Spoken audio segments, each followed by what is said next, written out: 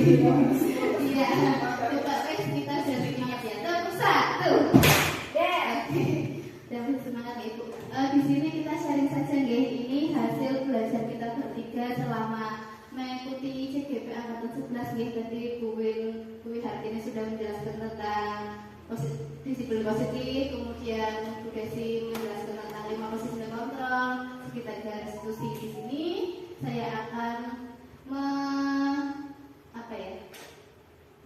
melanjutkan hasil dari belajar kami, yaitu tentang keyakinan kelas. Mengapa keyakinan kelas dan mengapa tidak peraturan kelas saja? Itu Bu. Kira-kira kenapa nggih? Nah, di sini mengapa kita memilih peraturan tentang penggunaan helm pada saat mengendarai kendaraan roda 2 atau motor? Kemungkinan jawabannya Anda adalah untuk keselamatan. Betul atau tidak? Iya. Oke. Terus yang kedua, mengapa kita memiliki peraturan tentang penggunaan masker dan mencuci tangan setiap saat? Ini kemungkinan jawabannya untuk kesehatan dan keselamatan. Oke. Iya. Seperti itu, oke. Ya, saya mau tanya dulu, mengapa keyakinan kelas dan bukan peraturan kelas, Bapak Ibu? Karena keyakinan. Oke, terima kasih. Menurut saya, keyakinan kelas itu dibuat berdasarkan sukarela antara kesepakatan antara guru dengan siswa. Sedangkan peraturan sudah baku, sudah patok yang harus dilaksanakan, ditaati oleh semua siswa. Demikian beserta pendukung. Terus sekali yang dibilang Bu Nini bahwa keyakinan kelas itu kita membuat bersama. Jadi anak-anak itu lebih menaati, gitu. Kalau peraturan kelas itu kan seperti saklek harus kita itu. Lanjut, guys.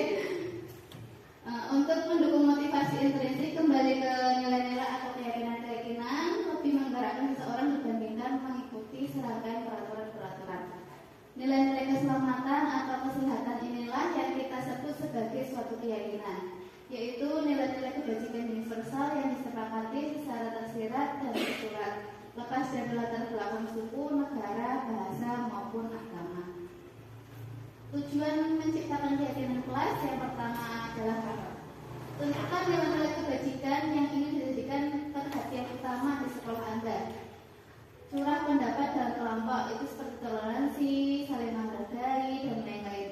Untuk yang kedua, sempurnakan beberapa daftar nilai-nilai kebajikan yang utama. Bahas kembali dalam kelompok utama. Untuk yang ketiga, membuatlah poster atau muat di sosial media keyakinan sekolah atau kelas Anda. Next. Untuk contoh keyakinan kelasnya, yang pertama itu selalu bersikap positif. Yang kedua, senantiasa menjadi diri terbaik. Yang ketiga, percaya dan menghormati orang lain serta barang miliknya.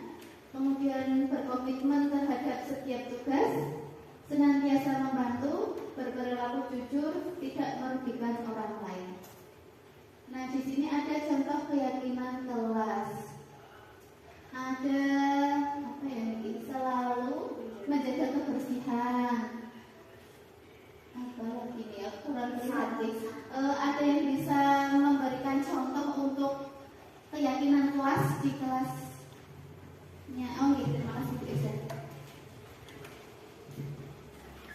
Untuk keyakinan kelas kan biasanya mungkin kita nanti kan bisa menyepakati dengan siswa kita. Dari mungkin kan anak-anak bagaimana kalau keyakinan kelas kita kan mungkin namanya awalnya bukan keyakinan mungkin ya Bu ya. Bagaimana tidak boleh saling memukul. Nah, nanti dari kata-kata yang tidak boleh saling memukul itu mungkin berubah menjadi yang tadi nilai-nilai universalnya itu menjadi saling menghormati, saling menyayangi, juga mungkin saling tolong menolong. Mungkin itu beberapa contohnya. Terima kasih. Oke, lanjut. Nah, di sini contohnya ada peraturan dan keyakinan kelas. Jadi perbedaannya, Kalau peraturan kelas itu biasanya kembalikan barang ke tempatnya. Sedangkan keyakinan kelas itu untuk kata-kata yang bagus itu seperti tanggung jawab. Untuk peraturannya biasanya kan dilarang mengganggu orang lain. Biasanya kalau kita mengungkapkan keyakinan kelasnya kan lebih bagusnya lebih ke menghormati orang lain. Hadir di sekolah 15 menit sebelum pembelajaran dimulai. Itu kan lebih bagus dengan kata-kata menghormati orang lain, berkomitmen. Untuk yang dilarang melakukan kekerasan itu kan baiknya lebih ke keselamatan, menghormati orang lain. Dilarang menggunakan narkoba, itu keyakinan kelasnya biasanya kesehatan. Untuk bergantian atau menunggu giliran, menghormati orang lain, bersabar. Dilarang merokok, itu untuk kesehatan dan keselamatan. Menggunakan masker, itu untuk juga kesehatan dan keselamatan. Dan jangan berlari di kelas atau koridor, biasanya keselamatan dan keamanan. Di sini ada segitiga restitusi, ya. Biasanya kalau segitiga restitusi itu pertama itu kita menstabilkan identitas dulu. Setelah itu menstabilkan identitas, kemudian kita menanyakan keyakinan. Setelah itu kita memvalidasi tindakan yang salah. Misalnya kayak keyakinan kelas apa yang telah kita sepakati, terus kamu ingin menjadi orang yang seperti apa? Kamu bukan satu-satunya yang pernah melakukan ini. Setiap orang pasti pernah melakukan kesalahan. Oh ya, dari ini dulu ya, menstabilkan identitas biasanya kan kamu bukan satu-satunya yang pernah melakukan ini. Kemudian untuk meyakinkan